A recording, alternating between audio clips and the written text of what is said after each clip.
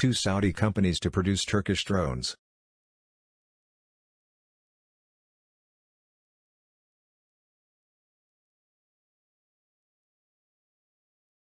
Two Saudi Arabian manufacturers have started co-producing a Turkish-made medium-altitude, long-endurance drone. Intra-Defense Technologies and Advanced Electronics Company will produce the Karayel-SU under license from the Vestel Savunma. Vestel Savunma did not respond to a request for comment, but a company official told Defense News on condition of anonymity that AEC will provide electronics parts and Vestel will supply essential, critical components of the aircraft.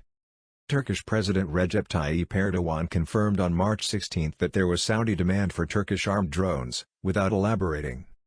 The Vestel official said that in addition to the co-production deal, Saudi Arabia is also negotiating for the off-the-shelf purchase of an unknown batch of Karayel-SU drones.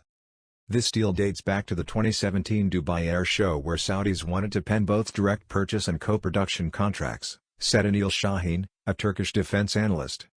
Sahin said the co-production program involves building a batch of 40 Karayel-SU aircraft between 2021 and 2025. The Turkish drone will be reflagged as Habub in Saudi Arabia. When unloaded, the Karayel-SU can fly up to 20 hours at an altitude of 18,000 feet, or for 8 hours with a 120 kg payload. It can fly at a speed of 60 to 80 knots at a range of up to 150 kilometers. The drone features a 97 horsepower engine. It uses 2 rocket systems and is equipped with the smart micro-munitions MAM-C and MAM-L. Those weapons are both produced by Roketsan.